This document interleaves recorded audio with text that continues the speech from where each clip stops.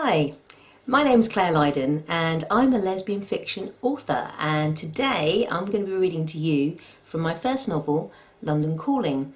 It's available from Amazon, iTunes, Barnes & Noble and Kobo and all other good retailers, even in some bricks and mortar stores too. I'm going to be reading to you from chapter 1, and it's September 2009 and it's in Sydney. The sun's rays were sliding down the roof of the train like molten lava as it rattled into view. Tonight, the city was scorched, melting. I stood on the platform and watched, rolling my neck in a semicircular motion, feeling my tired bones click and the stress of the day seep out of my body. That the sun was still out was good news, as it meant I had time to get home, change and make it to the pub for a drink before the last shards of daylight pierced the horizon and evening draped itself across the city. Enjoying a cold beer on a warm evening was still one of life's pleasures that filled me with fizzy, carbonated joy, and I'd been looking forward to it all day in between selling advertising space to small businesses. This afternoon had been particularly trying since my colleague Dan had microwaved last night's leftovers for lunch, leaving the office smelling of warm fish all afternoon. During my quest to flog said ad space, I consumed 3 chocolate Tim Tams and 3 cups of strong coffee, none of which were doing my system any favours on the kickstart front. Mind you, the term kickstart seemed to me more suited to motorcycle competitions or the side of cereal boxes, not actually involved in your life. It's when you try to shoehorn such phrases into your day that the problems and retributions began. I needed a new job, that much I knew, along with some willpower to stop eating chocolate biscuits. The train lurched forward as its weary metallic hulk shuddered to a stop, but I was standing in exactly the right spot for the doors, as this was a journey I did regularly.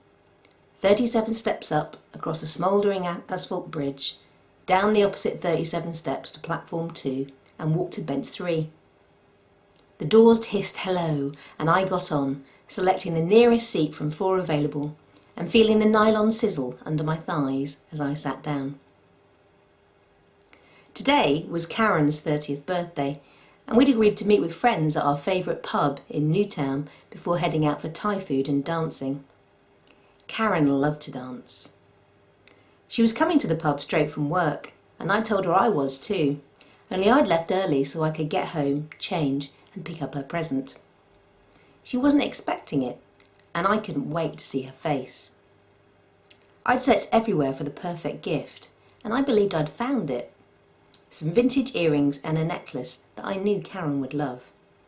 She had style, and these would adorn her beautiful features perfectly. I looked at my watch. We'd arranged to meet at the pub at 5:30, so there should be plenty of time. As the train pulled out, I concentrated on not biting my fingernails, as I knew it was a habit that Karen hated. Instead, I pressed both palms flat against my thighs and watched the hot Sydney afternoon slide by. 3 stops later and I was off the train, springing down the platform, my grey shoulder bag banging against my hip as I went. Even though I hated commuter mornings, I was enthralled by the evenings, when everyone was far more relaxed and ready to kick back. I was much better at kicking back than kick-starting. I called in at the shop to get a carton of milk, waving at Ken, who was having a fag outside the bottle shop across the street.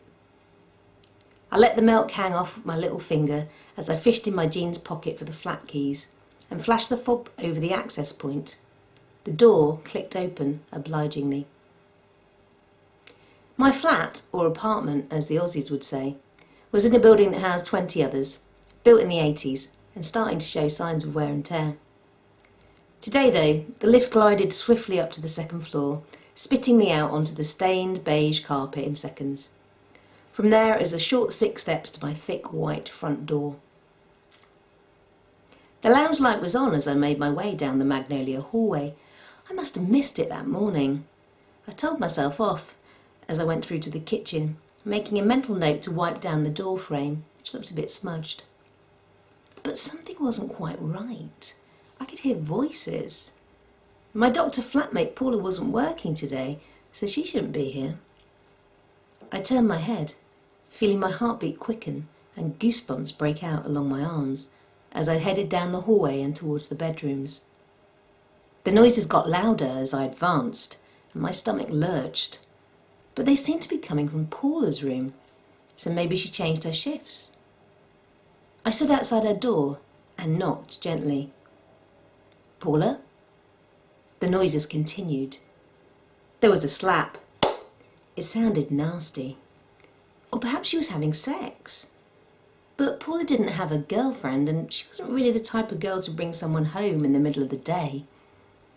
I took a deep breath, my forehead creased with concern, and pushed open the door. And that's when I came across Karen, kneeling over my supremely naked flatmate Paula, her hand raised to slap Paula's still red butt cheek. In Paula's bed, not mine. On Karen's 30th birthday. She was my girlfriend, not Paula's.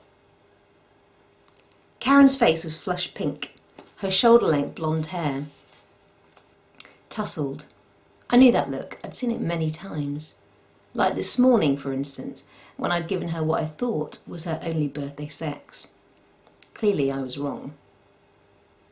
My brain tilted in my head as the full impact of this scene sunk in. This was not what I'd expected when I left work today. I wondered if I could get a refund on the earrings and the necklace.